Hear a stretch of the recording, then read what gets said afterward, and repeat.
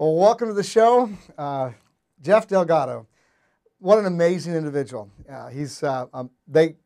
Some people call themselves motivational speakers. Jeff does not call himself a motivational speaker, but he's certainly a coach.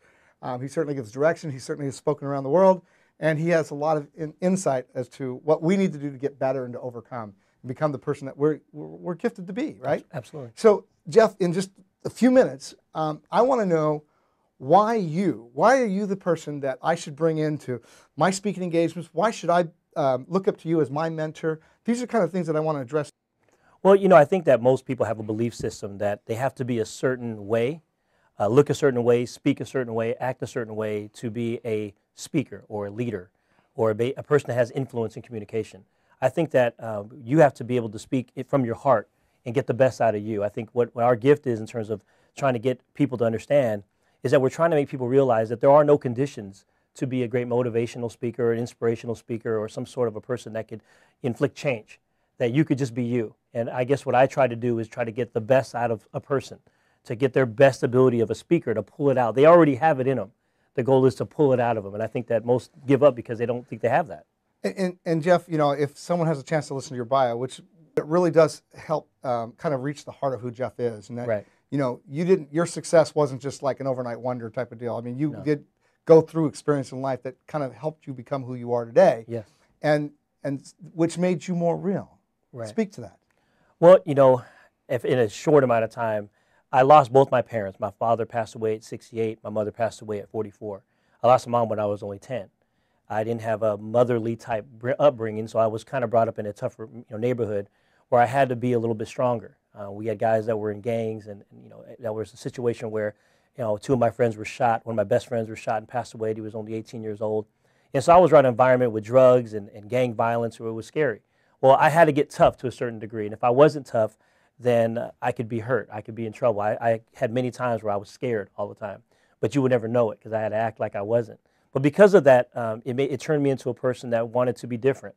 I didn't want to be like the neighborhood or the area I was from. So I started utilizing the negative of my past to make me stronger as a man. And I started finding ways to get stronger by reading, hanging around the right people, and just believing in myself. I think that was the biggest problem, was I just didn't know I could believe in myself. I felt that it was tough. So when you teach, you walk the walk. You're not just talking about some books that you read or some audio talks that you've heard. You've taken that in, but you applied it to your everyday life, and it changed your life. Absolutely. How did it change your life? Well, it got me from a place where I didn't want to be, broke, basically having major financial problems and stress, not thinking that I was ever going to make it, to a place where I would consider abundant for my life. Getting me out of problems, I think for mine is the battle of the mind. I think it's not a battle of what you have. Forget about what you have. Forget about it's really what you believe in your mind that is winning for you. I believe that everyone's winning already. The fact that we live in this country and we're alive and we're healthy is already a gift. But I think many believe that they have to get to a certain point, a certain goal in their life to win. And I don't believe in that. I believe you have to just be happy where you are now and you'll be fine. So, okay, Jeff, let's say that here I am, I need some help, okay? If there was a line of men that I could look to for mentorship, why would I want to pick you over anybody else? Because this is really important, because I believe that, we're all trying to find that right person that we relate to. Why do you think that you can relate to a larger majority of people?